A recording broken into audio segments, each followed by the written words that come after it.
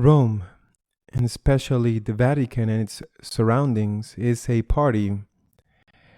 More than 200 cardinals have come from all over the world to participate in the ceremony that will take place on Saturday at the Vatican, where the cardinal's biretta will be imposed on 21 new colleagues, 16 of them under 80 years of age and therefore entitled to vote. But they have not only come for that, they have come to be in a consistory that will take place on Monday and Tuesday. It is an extraordinary event, the second consistory to be convened during the pontificate of Pope Francis. Although theoretically the topic to be discussed is the reform of the Curia, there are really other problems that if they do not come up, perhaps they will come up in the meetings on Monday and Tuesday. They are already coming up in those other meetings in small groups that take place around a table, tasting, enjoying a good Italian meal, and that are held in the restaurants around the Vatican or in the General Curia or in discrete places. The cardinals have come to Rome to talk about what are the problems of the church and how they have to face these problems in the already near, I don't know if imminent future. They have come to Rome to get known to each other and to see who the next successor of St. Peter might be. It must be taken into account that most of them do not know each other. It is the second time that all of them are going to meet, and in this time there have been many new ones. They do not know each other, and some of them are from very distant, exotic countries. In this day of new cardinals, there is one, a young Italian Consolata missionary who is a bishop in Mongolia. It's an almost unprecedented situation where there are cardinals, bishops who have in their diocese very few Catholics, some no more than 15,000, and where on the other hand there are no traditional cardinals, bishops, for example Milan, which has many millions, several million Catholics. In this context of celebration and Latin concern, several bombs have fallen, but especially one of them. Germans have decided to bomb the Vatican at this moment. They have taken advantage of this moment to announce the agenda of the meeting of their synod, of the German synod, which will take place as soon as next week in Frankfurt in Germany, an agenda that leaves no room for doubt and which shows that they have no intention of lowering their demands in the slightest. Apart from the usual, for example, they are demanding women priests with access to all ranks of the priesthood, therefore women priests and bishops, and why not a female pope? And they are openly demanding it. And in addition, they are asking the bishops to renounce their leadership mission and that the dioceses are governed by a commission of lay people elected by the lay people themselves. The bishop ceases to be the ruler of the diocese, and in the same way the parishes will no longer be governed by priests but by commissions of lay people elected by them. This, of course, blows up the sacramental concept of the church. They ask for more, something as unusual as demanding that the sexual and family morality of the church be adapted to the laws of each country. That is to say, in Germany, of course, it will not be a sin to practice homosexuality.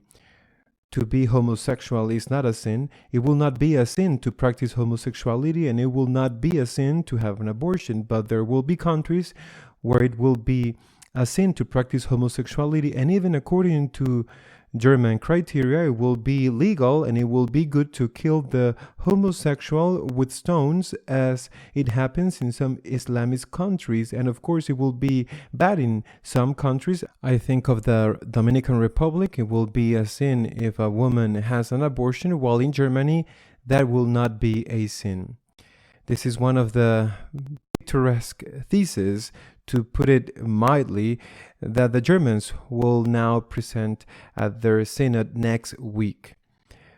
Moreover, they dare to say that practicing homosexuals must have access to the priesthood, but also to the episcopate, and that there must be a blessing and the sacrament of marriage for practicing homosexuals.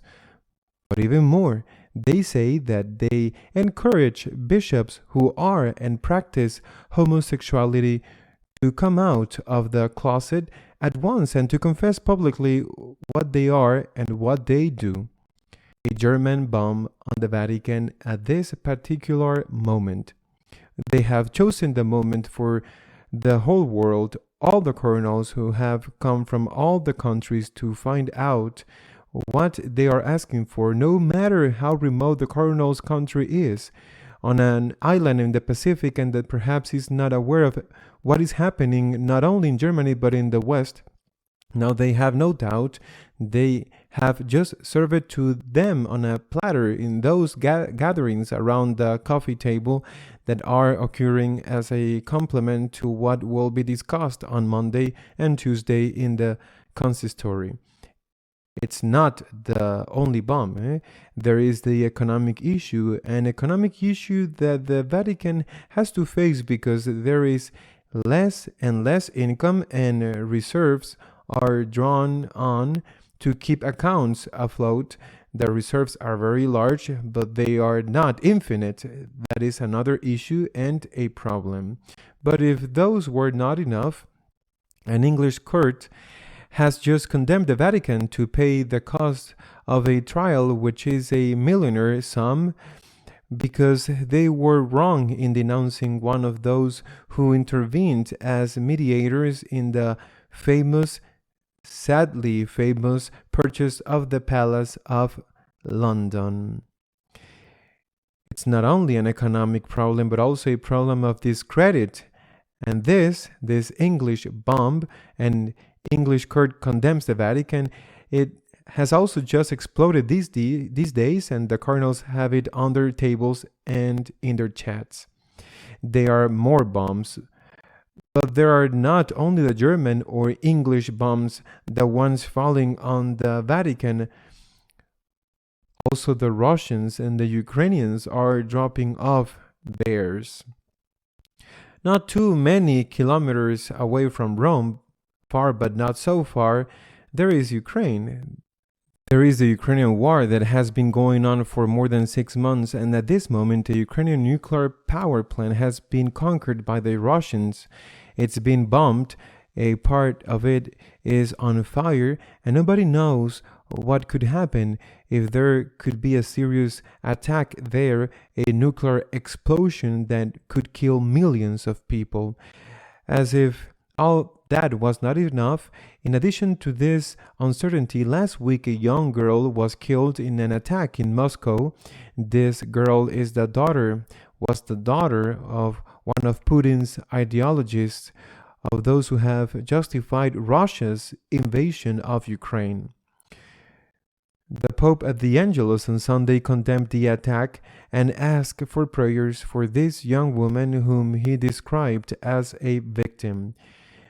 The Ukrainians are very upset because they consider her guilty, because she also justified that invasion, to the point that Zelensky, the president of Ukraine, has called the nuncio of His Holiness in Kiev, has called him to formally protest the words of the Pope. This was not enough for the Russians. In a few days, a summit of world religious leaders will be held in Kazakhstan, which the Pope is planning to attend and which theoretically the Patriarch of Moscow was also going to attend.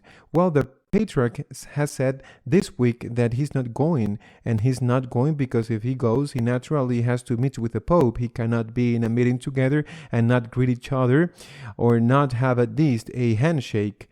Since the Russians, or especially the Russian Orthodox, are so angry with the Vatican, he has decided not to go to this meeting. More problems, in this case, not only diplomatic but also ecumenical. The ecumenical dialogue, at least with the Russian Orthodox, is at this moment at a minimum, if not completely broken. German, British, Russian, Ukrainian bombs falling on the Vatican when more than 200 cardinals are gathered here, including those who are retired. The most serious of those bombs, the most worrying, is the German one. The Pope has not wanted in all these years to appoint a single German cardinal. In active duty, he appointed one Rauber nuncio when he was already retired. He has not wanted to give the slightest support to the descendant schismatic liberal line in the German church. The question is there. It's true that if there were a conclave of the 3 German cardinals with the right to vote, 2 are conservative and only Marx, the one in Munich, is of the liberal line. But I insist the problem is there, and not only because of Germany, but because in view of the conclusions of the Bishop Synod, of the conclusions that are coming from so many countries for the Bishop Synod on synodality, the German line with its nuances is the line that is being imposed throughout the West. The cardinals who are gathered in Rome, the electors and the non-electors, talk to each other regardless of what is said at the meeting on Monday and Tuesday. They talk to each other and they observe each other. They get to know each other. Right now, they all know, no matter where they come from, they all know what problems the next Pope will have to face. The first of them, the possible schism of this German revolt that would be seconded by others and that would break once again the unity of the Church. They know what the next Pope will have to face, and I'm sure they are already praying and thinking about who has to be the one to carry the heavy burden of being the successor of Saint Peter. See you next week, God willing.